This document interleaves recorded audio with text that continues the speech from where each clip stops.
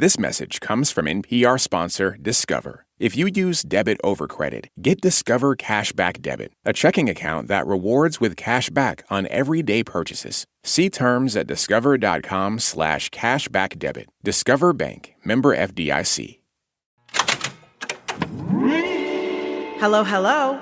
I'm Brittany Luse, and you're listening to It's Been a Minute from NPR, a show about what's going on in culture and why it doesn't happen by accident.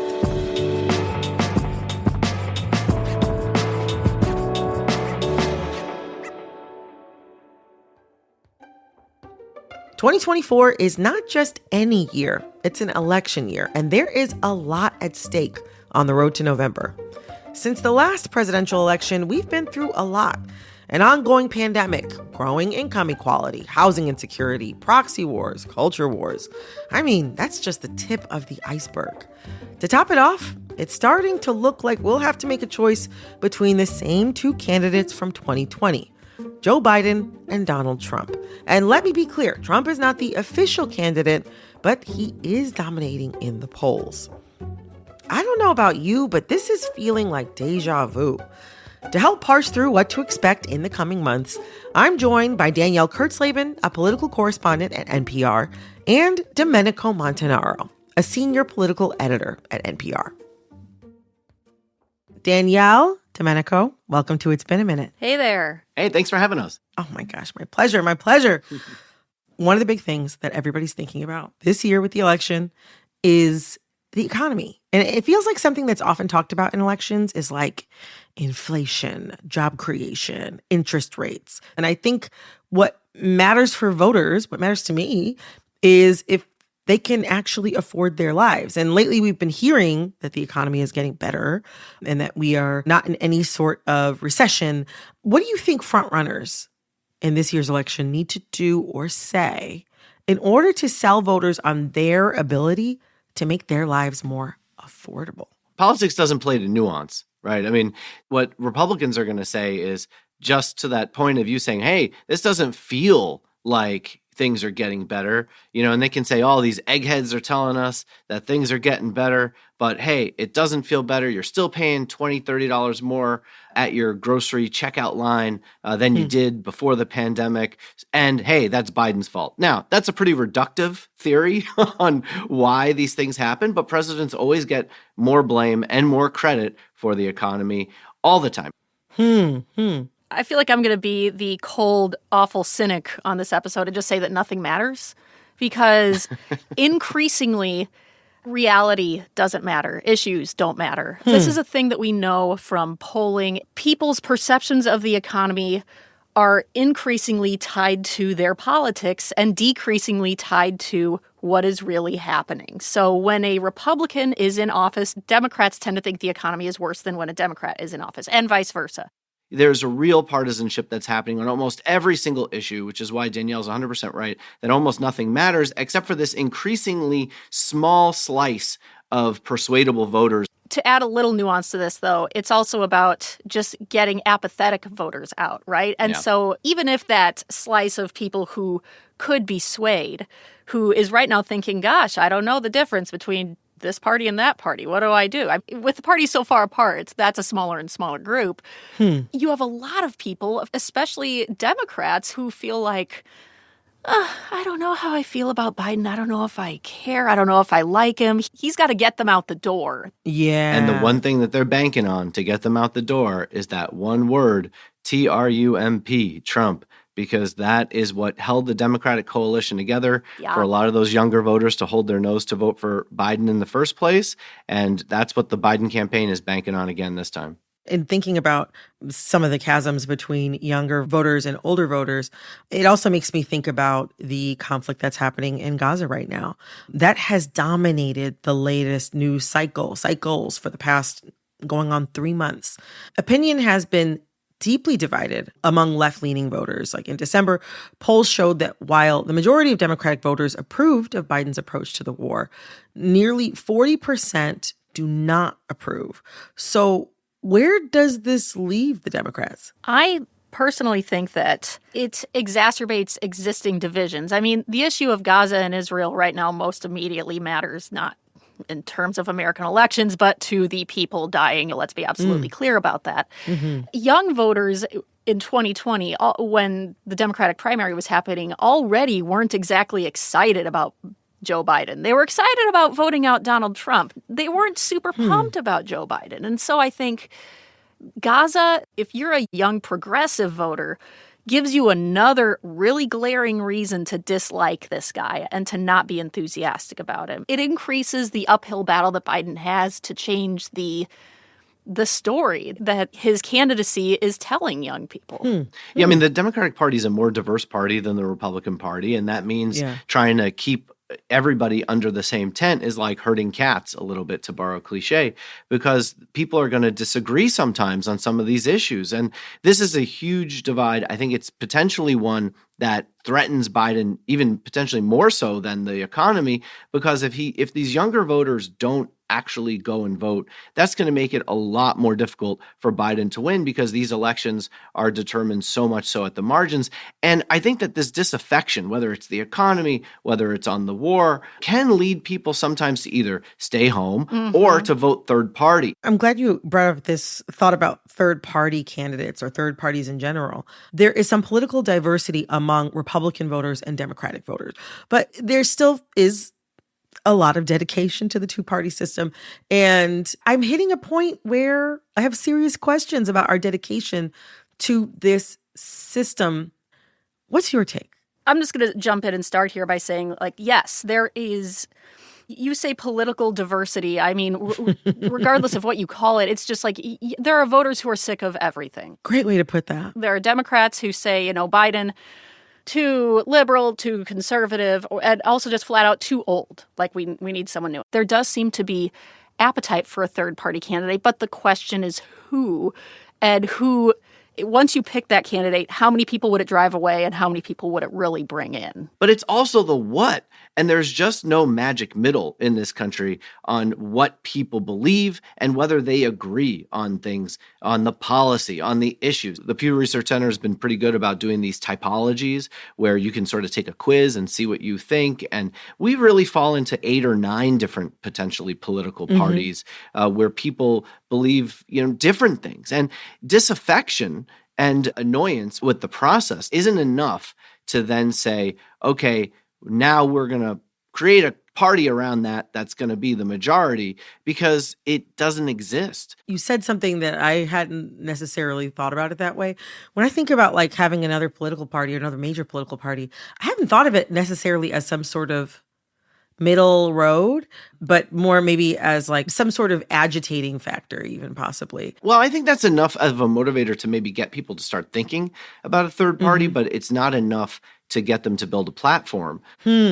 Danielle, you have said that abortion specifically is an issue that has energized Democrats. Talk to me about how you see abortion shaping this year's election. Yeah, I mean, we have seen in statewide election after statewide election, when it's constitutional amendments, ballot measures, that sort of thing about reproductive rights that are on these ballots, voters turn out and they vote in favor of reproductive rights. The overturning of Roe v. Wade really galvanized Democrats, and it shook up a few people in the middle, making them wonder, okay, really, what are my views on abortion and how far against abortion rights is too far? And Republicans have been kind of tiptoeing around this issue.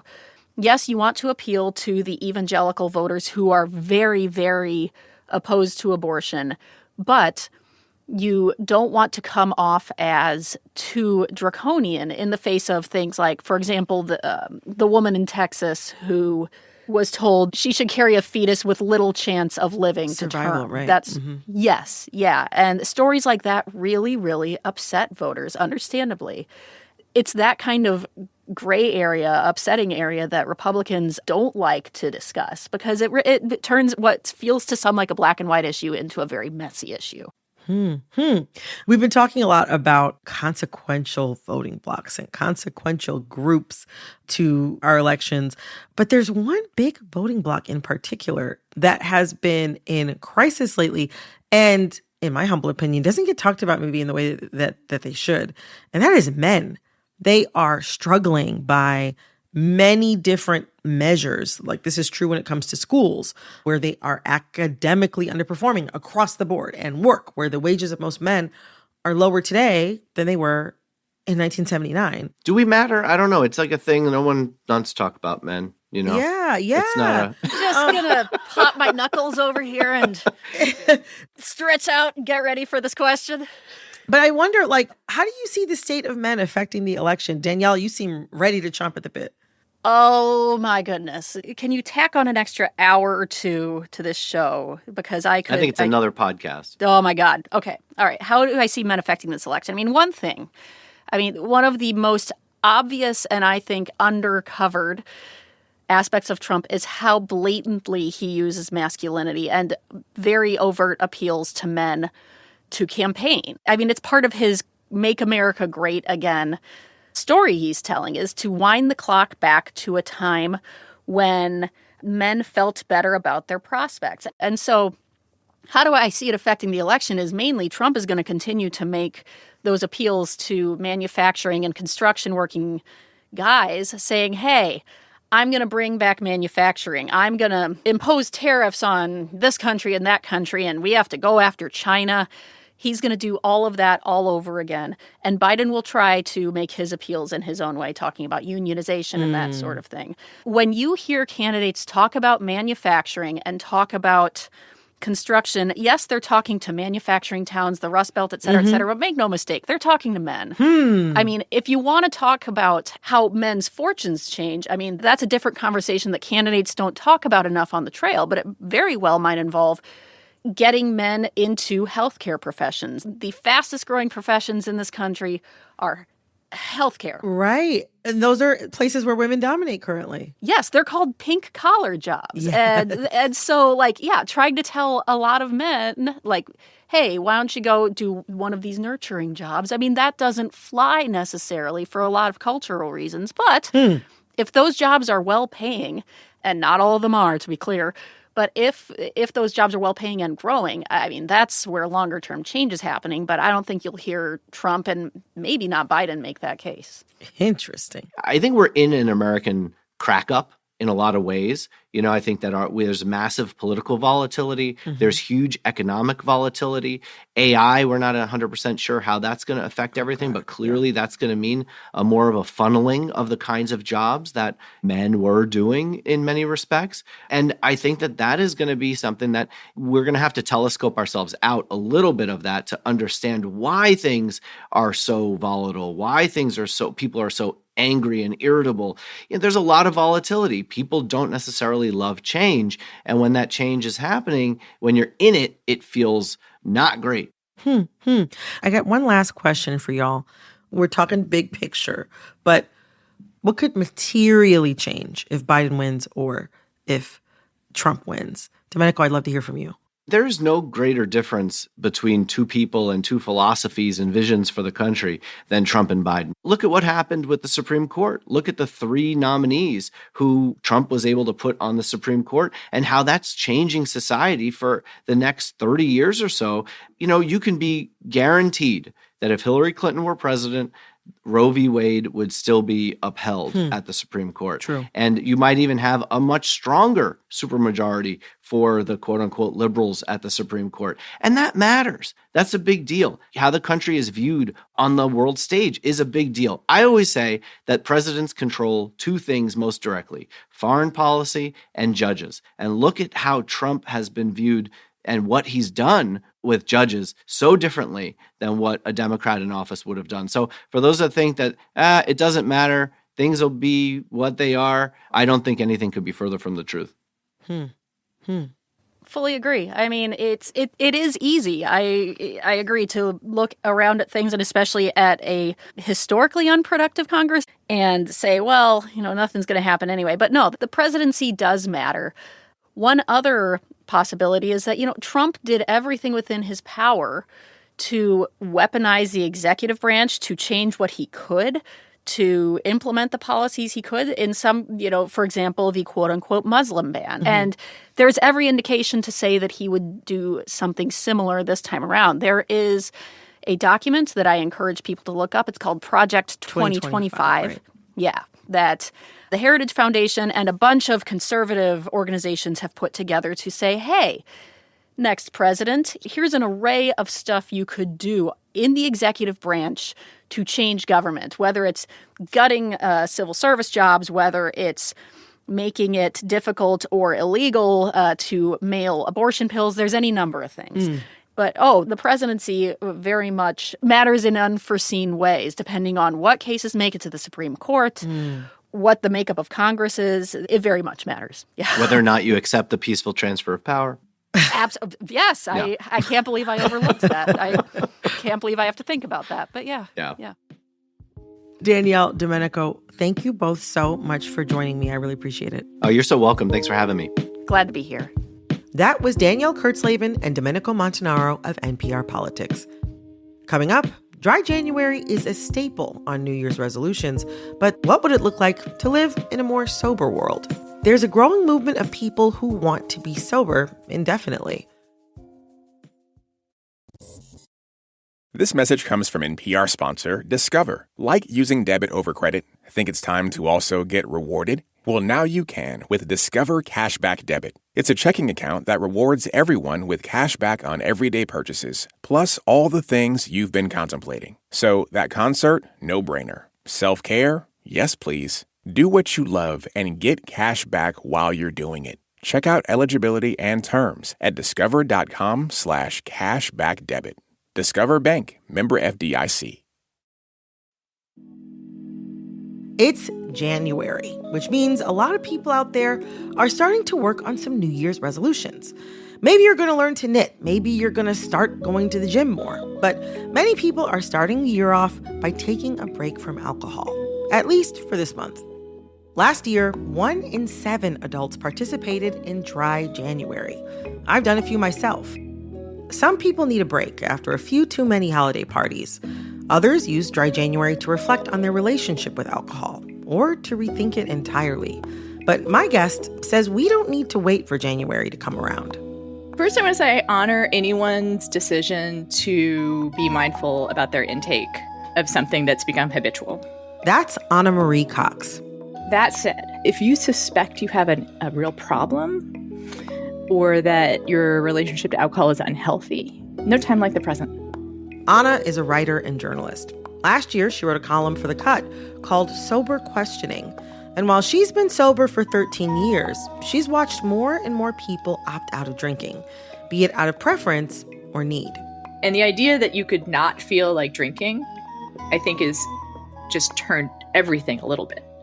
The percentage of people who drink in this country has been pretty stable for the past couple decades. But now, 1/3 of Americans say they want to drink less. The appeal of a more sober lifestyle is even showing up in bars, where I'm seeing non-alcoholic options on menus. In bars. People are cashing in, and the alcohol-free beverage sector is now a multi-billion-dollar industry. But how does the rise of sober curiosity jive with our alcohol-centric culture? And what would it look like to live in a more sober world? Ana, welcome to It's Been a Minute. Good to be here. It's great to have you. You wrote in your column for The Cut called Sober Questioning that sobriety was life-saving for you, but you also framed it as something everyone should try at least once, like camping. Me, myself, I am meant to be an indoor cat. But I think that's such an interesting way to put it. How did you come to that philosophy, even though you, like you said, came to sobriety not as a visitor? I do think that living in this world without alcohol is like visiting a different country or speaking a different language. Your brain has to work slightly differently. And you become conscious of other people in a way that you weren't conscious of them before. And I think that that's just healthy. It's always a good idea to be mindful about something that you had not been mindful about before. Mm-hmm. How is this chemical affecting my world? How is it affecting my relationships? How is it affecting my body? You know, how do I see differently if it's not an option to just have a drink after work? What does it do to who I see and how much time I spend by myself? What does it do to the quality of time that I have by myself? So I think it's a worthwhile place to visit. Our conversation in this episode isn't necessarily about our country's relationship to drinking, which I don't think has changed that much, but more about our relationship to not drinking. Having been sober for 13 years, would you agree that there's been a shift in our society's relationship to not drinking? And if you do agree with that thought, where do you see that shift happening?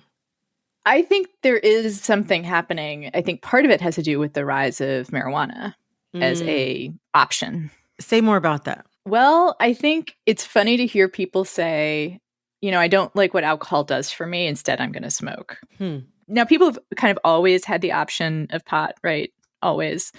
But it's so much more socially acceptable now. Oh, it's also legal in many states as well. Yeah. Yeah. So I'm in Texas, so sometimes I forget. Oh, yeah. No, but I mean, even being in New York, I forget, like, honestly, how legal it actually is in many other states. Even more than legal, even more than socially accepted. It's just a part of people's lives. It's an option. And I think that having that as an option makes people think of drinking as an option too. And I think also, I mean, there's probably a sort of sad chapter here, which is about the rise of the opioid epidemic, which put young people by the hundreds of thousands in danger and gave them exposure to different kinds of sobriety. That's really interesting. I hadn't thought about it that way. The numbers of people who know someone who's been affected by alcohol or drug abuse in the past year or so, I mean, it's like the social fabric of it. It's something that touches everybody, yeah. I wonder, we're talking about all these trends that we're noticing that could be possible factors as to why there's been this rise in sober curiosity, I guess. What has it been like to watch these changes as someone who is 13 years sober? I welcome visitors to my country. What I feel like I want to note when you ask me that question is the change in my own feelings about the rise in popularity of my neighborhood. Say more. At first, when this trend started to take hold, or I noticed more people becoming curious about sobriety and not curious about recovery, like to distinguish between the two, right? Like they just wanted to drink less or try sobriety, but weren't interested in like the recovery journey that I'm, forced to be on. I felt very protective. I noticed my own reaction of like resentment because these people are coming by choice. They have a choice and they can leave. While I love where I live, if I walked out the door, I don't think I'd make it back. People come and they have opinions. The metaphor of a gentrified neighborhood actually works pretty well in some ways because people have opinions about it. They're like, oh, I don't like this or I don't like that or AA's, I don't, like, oh. But you're like, this is my home. So this is it for me, guys. This is it, But I think where I've landed is in a place where, the neighborhood and gentrification metaphors fall apart, which is that there's always room for more. Like this is a wonderful place. Like the place where I am at can be hard to be because there's no filters and I shouldn't say there's no options to distract myself or to insulate myself. They're just not as immediate. But I'm not losing anything like by more people coming. I'm not losing anything by there being more options. No one's going to knock down the neighborhood bar, as it were, and like build something fancier. Like no one's doing anything for my property taxes. Like, why be suspicious of other people's motives? Why try to tell them that they got here the wrong way? Yeah, like try it out. I could see how that can be a complicated tension to hold, especially as there is like this commodification. There's these new products springing out. I could see it's kind of like, okay, well, now there's all these people here, then you're going to... Or who feel like they know how to do it better than me, which is also like, that's super annoying. Oh, yeah. There are these young, sober people that are like, I could also make money. I could commodify my sobriety in some way. I say the positive part of that, weirdly, is the actual commodity of low alcohol or non-alcohol beverages. And the less great part of that to me is sometimes the sobriety coaching stuff. What works for people, and I don't ever want to take away something that's working for somebody. But that's also happening. It's an industry now. Oh, yeah. Something you've reflected on as a sober person, and I can attest to as a person who just doesn't always feel like drinking, there's like an expectation that alcohol is always going to be central to our social interactions. How does that shape our social lives? I think if nothing else, it brings a specific commodity into all social interactions. Unless you're brewing your own beer and bottling your own wine, you're basically putting a tax on your friends. I mean, that's a really good point. It costs money to drink. Let me lay another one on you about this, which is that you're also asking them to donate some of their precious brain cells. That I did know. Yeah. I mean, alcohol's a poison. Not to put too fine a point on it, but you're saying like, all right, in order for us to really sit down and have fun together, like what we're all going to need to do is like ingest a moderate amount of poison. I feel like I'm verging into like an alcohol is bad and no one should drink it territory. I'm just putting together the argument a little bit here. You're saying we probably need something else among us to have fun. Like, I don't trust that we're just going to be able to vibe. I don't trust that we can simply relax together. Like, we're going to need this other thing. So everybody bring the other thing that we're all going to share. And there are historical religious uses of various chemicals. I am an advocate of using what you need to feel better. I am not prohibitionist about this, but we need to be very aware and thoughtful about it. And I think my problem with alcohol in our culture is that we don't think about it. We don't think about what we're asking of people. We don't think about the message that we're sending when it has become so central to the ways that we relate to each other.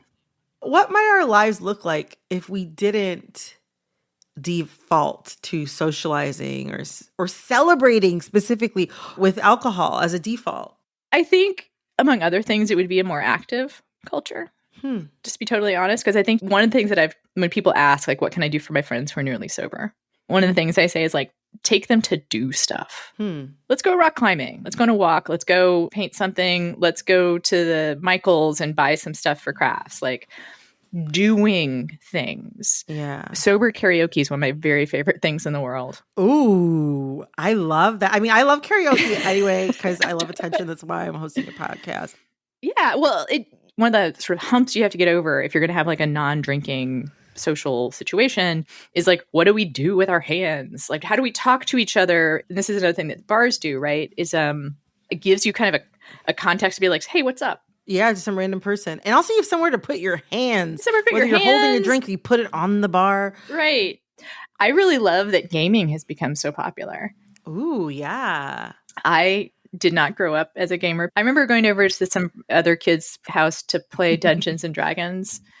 And I think what must happen is the guy that was a dungeon master wasn't very good. So it's just like, well, this. I'm out. Like, I don't like pretending to be an elf. But now I'm reconsidering because I love this idea that adults are getting together. And I know that some places they also drink while they do this, right? But that's not what you're doing. It's not the point. Yeah. I think people would just be doing more stuff. I think maybe other cultures that just don't have as much emphasis on alcohol are just more thoughtful in general. But I think that we Americans are going to need to like sub in stuff for a little while. We're not going to be getting to go straight to like just the quiet contemplation in the comfortable silences that fall between friends. You make a really good point though. Like when you're a kid, they have like so many interests and they have like their swim class and their dance class and they're like drawing and they're just like, I'm learning a language. Children with their interests. Yeah, they're always doing stuff. And it's cool. I mean, I did a lot of stuff when I was a kid. But I feel like as an adult, I was talking to one of my best friends a couple weeks ago and she and I were just like, oh, remember hobbies? Remember doing stuff other than going out to eat, going out to have a drink? Yeah. Remember like doing stuff? And we're going to take a tap dancing class in January, which I'm really excited about. I love it. When you have any sort of default and you let go of that, you release that, it leaves a lot of space for new experiences and new opportunities. And I think that that's something that I think a lot of people need, myself especially in the wintertime. If I was going to give advice, I guess, about Dry January, I think in pop psychology in general, people talk about it's easier to add than subtract, right? To add a habit than subtract a habit. So do Dry January, but maybe it always should be paired with something else that you want to do, that you tap dance, needlepoint, bouldering, doing something out in the world, I think is actually a wonderful option. We've been discussing how many people are embracing sober curiosity and how there seems to be less of a stigma around deciding not to drink at dinner or during a night out. But there's definitely still a stigma around alcoholism. How can the sober curious, or anybody, be better allies to those who are in recovery? Going out for drinks with everybody and your turn comes around and you usually order a wine, but you're doing dry January. Don't say like, no, I'm doing dry January. Maybe just say like, not tonight. Not tonight. This is going to sound really crazy, but maybe just don't crow about it too much. You don't have to keep it a secret, but it'd be cool to just make it normal to not order a drink. That's what you can do. I think a lot of people who do dry January are doing it just because they want to, but still find it something of a struggle, right? Still find themselves challenged by it. I don't know. I guess just know that it's not easy for everybody. Yeah, just try to remember that. Yeah, it's hard. It's hard. You said to my producer that you think of sobriety as just being in the world more. So how has just being in the world been important in your life? Well, I'm not going to lie. Sometimes it kind of sucks. I mean, really experiencing life, like everything that there is in life. I mean, if it was great, everyone would do it. And if it was great all the time, there wouldn't be any reason to escape. But life has all the things. Life has terrible joys and it has horrendous pain. It is a challenge just to always be where I am in the moment. To not be able to hurry things along pharmacologically. And you hear people say, like, I'm a grateful recovering alcoholic. And it's like, how could you be grateful? I am so grateful. I am so grateful to have the life that I have today. Because if I was able to drink and not wreck lives, including my own, I wouldn't have the realness of the experience that I have today. I don't think your gratitude sounds strange. I don't think it sounds strange at all. I wish that I could bottle it and give it to people. Maybe make some money. I don't know. That was a joke. Well, Ana, thank you so much for this conversation. I feel very grateful that we got to speak today. I am as well. Thanks again to Ana Marie Cox. You can find her work at The New Republic, NBC, and elsewhere.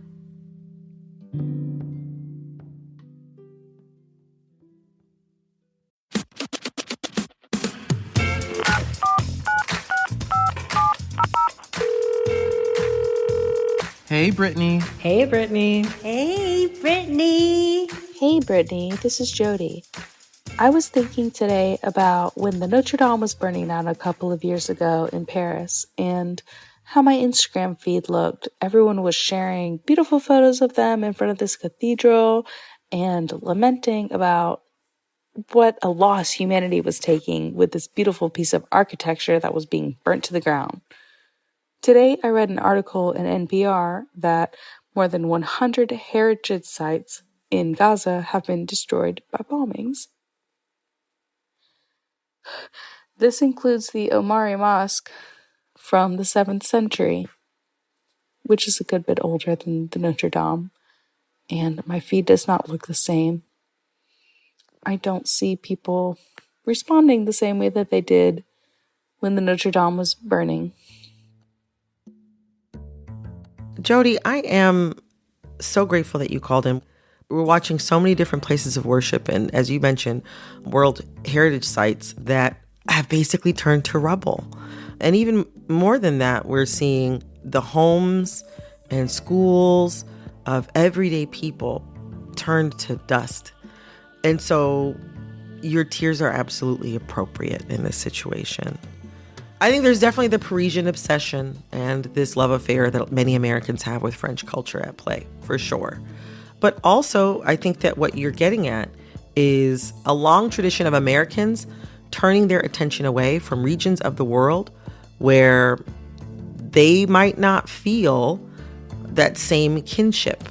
Now, I'm not talking about all Americans. There are plenty of Americans who are from these regions, who have visited or maybe lived over there for periods of time. But what you're seeing on your feed is a reflection, I think, of American culture, for better or for worse. But what I do see in this moment with your question and also with some of the news coverage that I've seen is a lot of American people who are dedicated to learning more about the cultures and the histories, plural, that are contained in the Levantine region. I don't know if I have the most incisive answer to your question. And honestly, I have to say, working through this with you right now has made me a little bit sad at how apathetic sometimes Americans can be when the rest of the world is hurting. But you've brought up a very important question, and it's been on your mind and heart. It's been on mine as well. And I suspect it's something that's also been on the minds and hearts of a lot of our listeners out there.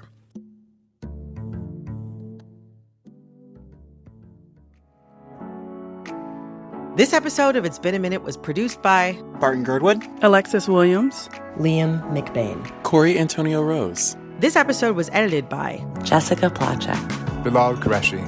Engineering support came from Hannah Glovna, Becky Brown, Quasi Lee. We had fact-checking help from Susie Cummings. Our executive producer is Verilyn Williams. Our VP of programming is Yolanda Sanguini. All right, that's all for this episode of It's Been a Minute from NPR. I'm Brittany Luse. Talk soon.